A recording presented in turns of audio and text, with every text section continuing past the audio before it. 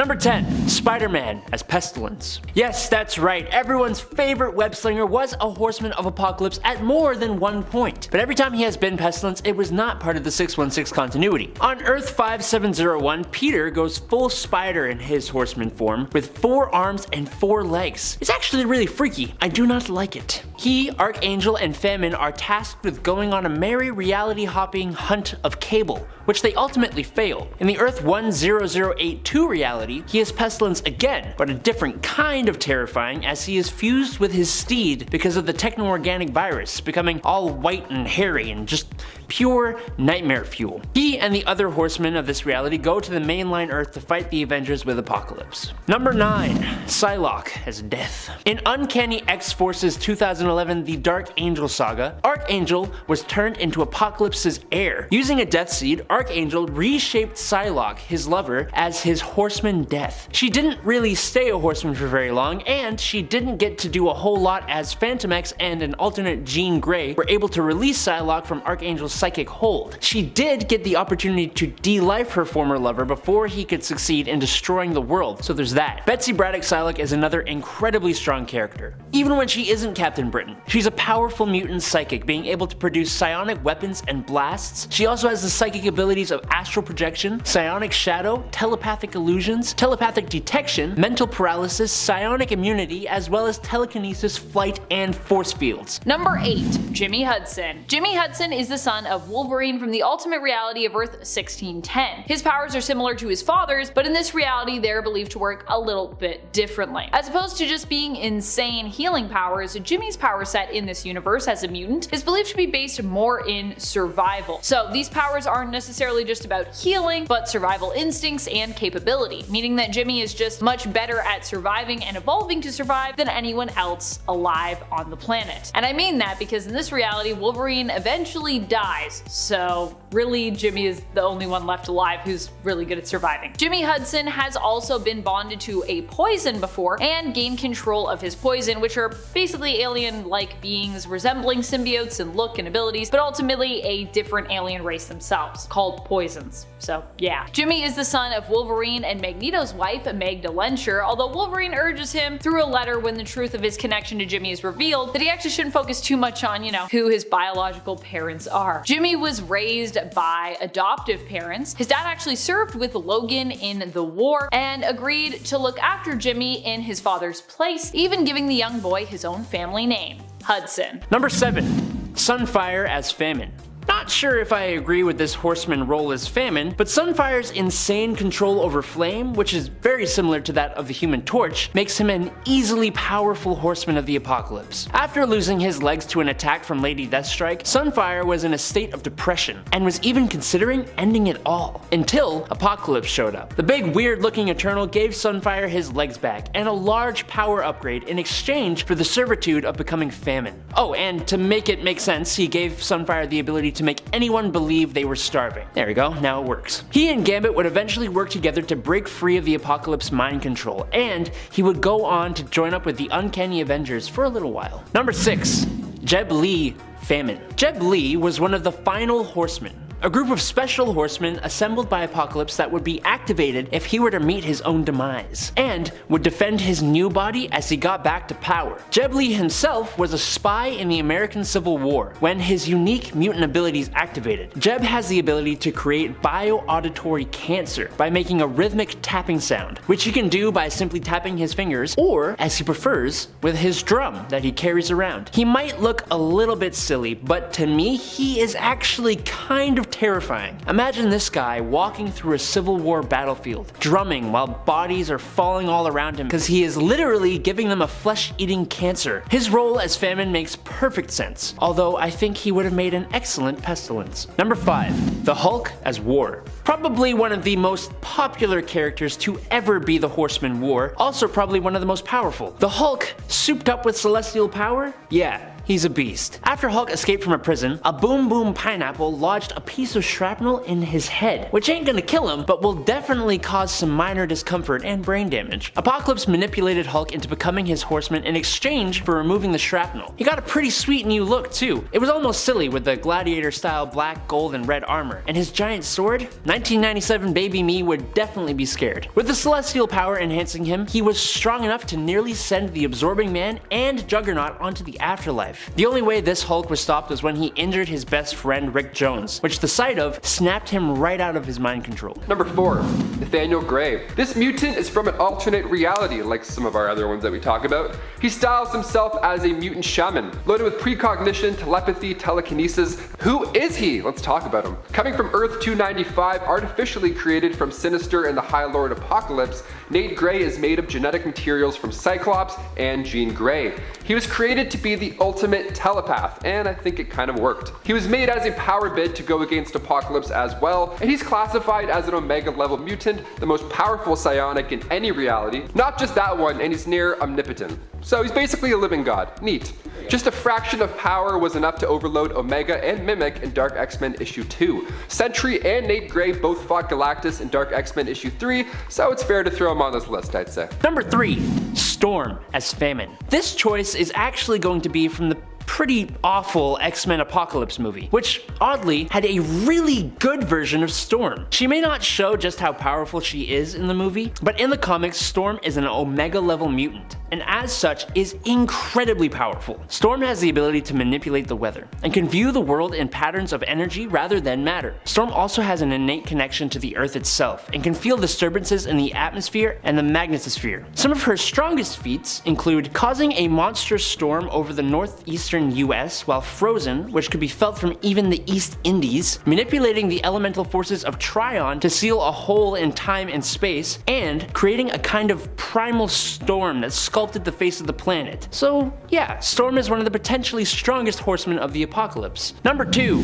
Sentry as Death. Sentry is one of those characters Marvel created as one of their own versions of Superman. Flight at faster than light speeds, super strength that vastly rivals the Hulk's, superhuman speed that allows him to catch bullets. He is basically invulnerable unless he allows otherwise. Superhuman stamina, agility, and reflexes. He is essentially immortal, and unlike Superman, he possesses photokinesis and an even more powerful dark side version of himself known as the Void. He is an unbelievably powerful character, while also being an incredibly emotionally unstable one. He was de-lifed in the Siege event only to be revived by the Apocalypse twins, and as you can imagine, as the Horseman Death, he was absolutely terrifying. Because of the sheer level of his power, he was able to free himself from the Horseman brainwashing, and would seek out Doctor Strange to help Sentry become a hero yet again. Number 1. Wanda Maximoff as Famine. Sentry almost took this number 1 spot, but what's more powerful than a super strong Superman-like character? How about a character that could just will him out of existence entirely? The Scarlet Witch appeared as a horseman from that same reality that we see the terrifying Spider Horseman that is fused to his steed emerge from. And guess what? She is also incredibly terrifyingly fused to her steed as well. Coming from Earth 10082, we don't really get much or honestly any backstory for this character. And in her fight, she uses her usual standard magical blasts instead of just poofing the Avengers away. But we know she can do that, and much more, making her, in my opinion, the most potentially powerful horseman of the apocalypse. Number 10. KRISTOFF and KADIRA Von Doom. KRISTOFF and KADIRA Von Doom are the children of Storm and Doctor Doom. They come from the novel series X-Men: The Chaos Engine, which is actually a trilogy, wherein we explore what would happen if 3 great villains took control of the Marvel Universe, creating their own version of a perfect world using the Cosmic Cube. It starts off with Doom's variation on this world. In this reality, Doctor Doom has made Storm his wife, and she rules by his side as his Empress. The union of these powerful characters produces 2 children, KRISTOFF and KADIRA. We can assume, of course, being the children of both Doom and Storm, that they would be physically, mentally, and demonstrably powerful when it came to their abilities, especially being raised by these 2 powerhouses. Also, if I wasn't clear about this is an alternate reality, so if you're like, when did this happen? It is not main continuity. And friends, before we move on to this next spot, if you are loving this list and you want more children of the X-Men, they have a lot of kids if we you know, surf through the multiverse, so we could do it for you. If you want that part 3, be sure to let us know by giving this video a thumbs up. Number 9. Nocturne. Nocturne is the daughter of Nightcrawler and Scarlet Witch. Obviously, not from the main continuity. In fact, Talia Wagner is known for being a part of a multiversal hero team, the Exiles. Nocturne is from the alternate reality of Earth 2182. In fact, back on her home reality, which first appeared in Millennial Visions, Talia is also known as a member of the X-Men team, fighting alongside her father, Nightcrawler, who is actually their field leader. She is a low-level telepath with incredible superhuman agility skills, the ability to wall crawl, and the ability to fire powerful brimstone hex energy bolts, something inherited from both her father and her mother. Nocturne's physical appearance is also similar to her father's, a bit demonic looking, and of course, blue. All my blue X-Men. Top 10 blue X-Men. Actually, I feel like there's a lot of X-Men that are blue. Or mutants that are blue, maybe? There's a lot of blue mutants for sure. I don't know about X-Men team members. Number 8. White Sword. Among the many mutants residing on Okara, one was known simply as White Sword, or White Sword of the Ivory Spire, which rolls off the tongue a little nicer. He made his first appearance in X-Men Volume 5, Issue 12 during the Ten of Swords storyline. The White Sword and his army of 100 champions were sent to Ament. They battled and bought the mutants some time. So when the dust was settled, White Sword vanished. He never returned with his people again, and after the mutants were trapped in Ament, they saw all these demons who had been crucified, so they knew that the White Sword was there, just kicking all along. Now, he was an ally to the mutants of Okara, but after that many years of endless war and resurrection, he eventually started to lose his mind, as one would. He would start attacking his friends as well as enemies. He just couldn't see the difference. I mean, as if living 1,000 years wasn't bad enough, imagine having to spend it constantly fighting for your life. But he is quite good at fighting. He's a master at sword combat, and if he does decide to heal you after a battle, you'll then be enlisted to his army by default. Nice. Number 7. Esme. Esme is one of the main Stepford Cuckoos. Well, I mean, I guess they're all pretty main, but you know what I mean. She's probably one of the most well-known, if we're talking offhand, about how many of the Cuckoos you can name. Esme and the other Cuckoos are basically like the children of Emma Frost, although as I've said before, not children that she had consensually. And I didn't say that before in this list, but if you've heard me talk about the Stepford Cuckoos and their relation to Emma, yeah. Instead, these were lab babies basically made from Emma's eggs that were stolen from Emma while she was in a comatose state. Esme, like the other Cuckoos, is kind of like a genetic clone as well as a child of Emma's, and Emma actually does consider the Cuckoos to be like her daughters. She treats them as though they were her own flesh and blood, and often her own responsibility, kinda stepping in to like play mom sometimes, although she does give them freedom to make their own mistakes. I guess what I mean is Emma isn't known for being like a controlling kind of parent. She's like, I'm here when you need me, otherwise you do you. More recently in the comics, Esme, known for her diamond form and powerful telepathic abilities, teamed up and primarily dated young Cable. Well, technically all the Cuckoos were dating him at one point, though I would say Esme was basically the main squeeze of young Cable, and the sister that he was most taken by while he was dating all of them. And if you're like, whoa, how did that happen? The Stepford Cuckoos, they share things because they're kind of like a hive mind. So they're like, we'll just all date this person. It's cool. Also Krakoa. Everyone's dating everyone. Number 6. Akihiro. Akihiro is the son of Wolverine and his wife Itsu. Unfortunately, before Akihiro was even born, his life took a turn for the worse. Along with inheriting his father's powers, I think he also inherited some of his tragic luck. Wolverine has the worst luck, I think. His mother Itsu was killed before she could give birth to him, assassinated. The child was believed dead, but in reality he had been cut from her womb and possibly, due to his inherited healing powers, miraculously survived. Although, that's not clear, because usually your powers don't manifest until puberty, but sometimes your powers manifest when you're in the womb. I mean, look at Professor X with Cassandra Nova. Apparently that's a thing that happened. Akihiro would grow up and become a pawn of the villain known as Romulus. For most of his life, he'd also be known as Daken, a cruel nickname given to him when he was a child, being raised by his adoptive parents. The nickname was given to him because of his mixed race appearance, being part American and part Japanese. Though to be clear, his parents weren't the ones that gave it to him. It was people around his parents. Akihiro's powers are similar to Wolverine's, though his bone claws are a little bit different in terms of placement and appearance. Like his father, Akihiro is also known for being a skilled fighter as well. The apple does not fall far from the tree when it comes to fighting abilities. Number 5. XANDRA Neramani. XANDRA is Professor X's daughter, who is created out of his genetic material and that of his lover's genetic material, the Shi'ar Magistrix Lilandra Neramani, after both of them were believed dead. As such, XANDRA grew up to become Shi'ar royalty and also also spent a good amount of her life hunted because of this, with various parties attempting to use her for their own means. XANDRA is an extremely gifted telepath. She can manipulate others' minds, read minds, and can create hyper-realistic telepathic illusions. Number 4. Angel/Archangel as Death. Warren Worthington III.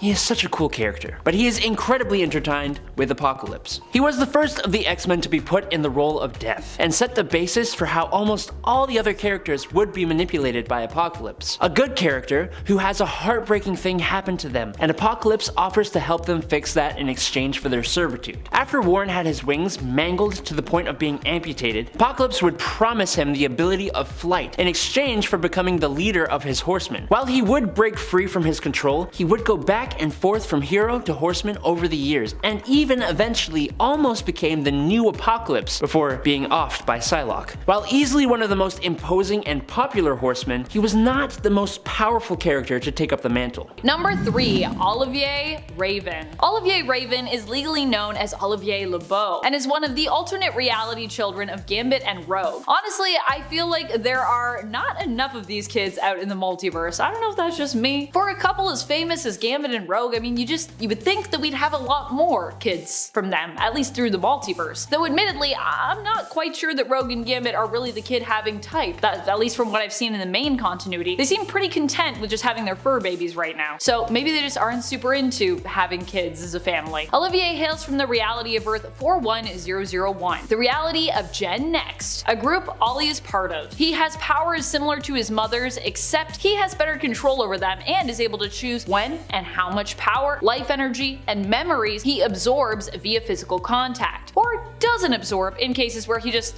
wants to make physical contact without using his powers. He can also absorb powers on a more permanent level, although he has less control, it seems, over when this happens. Like his father, he also seems to have some charm-based powers. Either that, or he's just charming. Number 2. Proteus. Proteus is the son of Moira McTaggart, who before I would count more as like an ex-ally, but with recent revelations, we can definitely consider her a member in the same way we might consider someone like Charles Xavier. It turns out that Moira herself was a mutant this whole time, possessing unique reincarnation powers. She has also been known for being a leader and teacher of X-Men groups before, including the time when she led a team that Professor X then recruited, sending them into Krakoa to rescue the original X-Men. Not Krakoa as we know it now, but Krakoa as it was back in the day when it was like a monster island. Proteus is Kevin McTaggart, son of Joseph and Moira McTaggart. He is currently one of the 5 on Krakoa, and his powers as part of that team are mainly used to warp reality, allowing the non-viable eggs that Egg, formerly known as Gold Balls, produces to become viable for life. These eggs are then used to grow new versions of fallen mutants. Proteus is an Omega level mutant who requires hosts to survive. Initially, Kevin had a body, but now he's basically just pure energy. The hosts he controls and feeds off of eventually are exhausted and killed by that energy drain, making him not just a powerful psionic mutant, but also a powerful energy vampire as well, unintentionally. Number 1. Legion. Legion is the son of Professor Charles Xavier that was conceived when he had a love affair with Gabrielle Haller, which is where Legion gets his legal last name, as his given name is David Haller. Legion is so powerful because he suffers from a severe dissociative identity disorder, where he has more than 100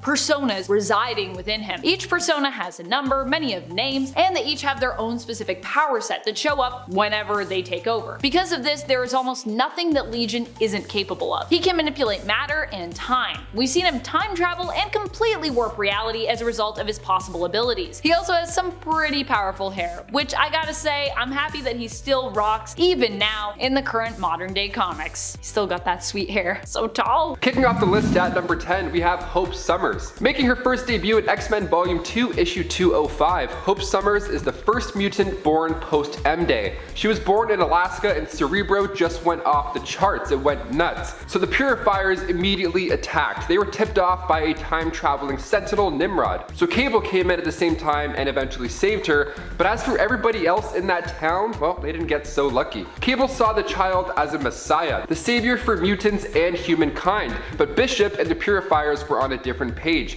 They believed she would become a full-on supervillain. They thought the death toll would be 1 million after just 6 minutes. That's like, you can make rice in 6 minutes and then 1 million people are dead. That's bad news. That's bad news. And then after that, it would obviously only get worse, according to Bishop and his future knowledge. So the future clock was ticking. Hope learned how to fight by studying Cable, and the strain 88 virus that recharged Rogue's power would kill anybody with just one touch. It was so much that Rogue fell into a coma. But when Hope was taken from Mystique, she was pressed against Rogue's face, and not only did she survive, but she also healed Rogue at the same time. Just like Jean Grey, Hope too was attracting the Phoenix Force, so when the Avengers came along offering to protect the child later on, that just led into Avengers vs. X-Men. So yeah, she's a little important, we can say that. Number 9, Brother Nathan. Brother, here we go. Making his first debut in Cable and Deadpool issue 16, Nathan Summers from Earth 58161 found peace. We'd love to see it. Now at this point, humans were done relying on television and all that crap. Instead, they used their imagination to explore and expand the humankind. How lovely is that? Wonderful. What a future. So our 616 Deadpool came along looking for the missing Cable, and that's where he ended up. He ended up here. Cable, or in this time, Brother Nathan that is, found Wade telekinetically and gave him the rundown. This pitch, this new peaceful environment that he created wasn't actually boring like Wade believed. And only 3 minutes later, Wade was gone. He got out of there. He couldn't do it. Only Cannonball and Siren from this Earth followed him back through dimensions, so he ended up getting in trouble by this quick visit. Brother Nathan is cool though. He's a cool dude. There's a ban on weapons in this timeline, but Nathan had this cool looking spear with a ceremonial blue tassel under the blade. It wasn't for combat, but more for keepsake purposes. And look at him. He looks like a nice dude. He kind of looks like the Lord, dare I say. Also, this world is beautiful. It feels like No Man's Sky meets Wakanda. That's a nice place to be. And before we continue on with this list, if you want to go ahead and give us a thumbs up, that would be so great. It's so helpful here at the channel. You guys are the best. Now let's get right back into this awesome part 3. Let's do it. Number 8.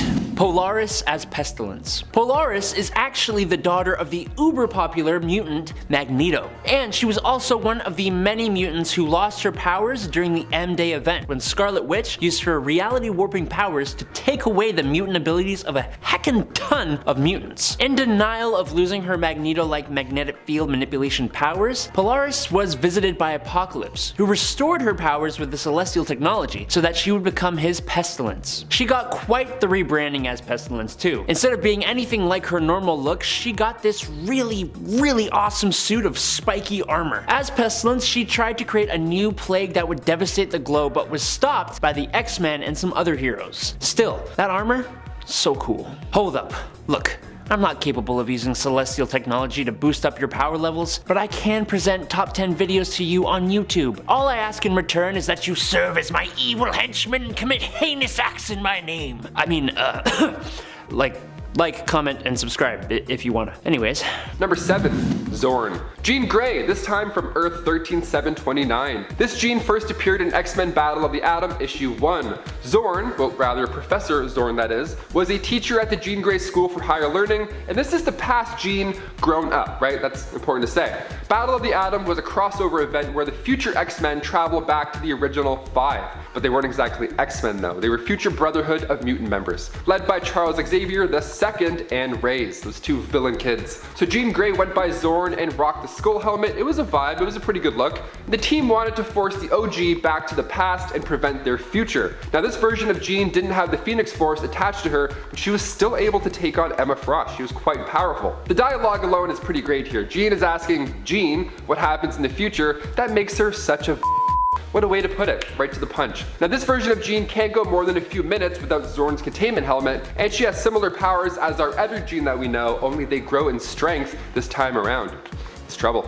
Number 6. James Braddock Jr. First appearing in Captain Britain issue 9, Jamie Braddock Jr., the oldest son of course from Dr. James and Lady Elizabeth Braddock, and when I say oldest, he's 10 years older than his siblings, the twins Betsy and Brian Braddock. Now Jamie can manipulate reality, but it never started that way. He was brilliant when it came to finances, and if that's too by the books for you and not cool enough, he was also a pro race car driver. Nice. He found out about his brother's secret identity, and then he helped out here and there as a supporting character to his comic run, but Jamie started to get behind on bills, so he resorted to crime. First starting with minor crimes, and then as these debts grew, he had to get really dark and grimy with his actions. Eventually Dr. Crocodile kidnapped him, told Brian about his brother's crime work, and his brother kind of just let him go, right? Doc Croc was evil. After these experiments, Jamie was convinced that this reality that he lives in is actually just a dream, and his mind was just breaking. It was sad stuff. This just happened to be the tipping point for Jamie to meet his mutant power, which also happened to be the ability to warp and restructure reality in his immediate vicinity.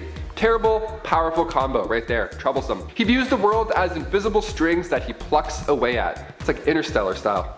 Murph. Number 5. Archangel. Warren's wings are pretty amazing as is, but during the X-Force storyline, he got the upgrade of a lifetime. He got techno-organic wings by Apocalypse after he became the Horseman of Death. The old HOD.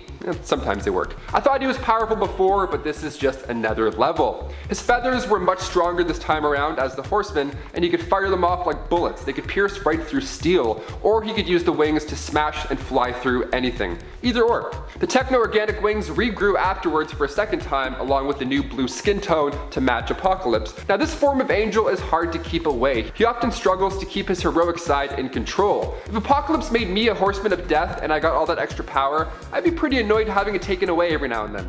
I get it. Number 4. Ruby Summers. She was the ex-offspring used in our oh so clickable thumb for the part 1 to this list, and although she was on my extended list for that part 1, my long brainstorm that I came up with, I didn't get around to talking about her because I kind of reached a point where there were too many Summers children on that list, and I was like, I don't want to make this a top 10 children of Cyclops. We got that list, and also that's not what this list is. What can I say? Sykes got strong genes. That's why Mr. Sinister is so obsessed after all and is known as the #1 fan of the Summers Club. Scott Summers is Ruby's dad in the alternate reality she hails from, and Emma Frost is her mother. This makes Ruby fairly powerful, not at the level of Hope or X-Man, but still pretty impressive. She's also super cool looking, which is an added bonus. Ruby hails from the alternate Earth of 1191, the home reality of famous X-Men ally Bishop. Ruby is also capable of emitting optic blasts like her dad and his brothers, but she has more control over when and how she emits these blasts, unlike her dad who's like, I literally need a visor. Ruby also comes with her Ruby form, which like her mother's Diamond form grants her invulnerability and pretty much immortality. Number 3.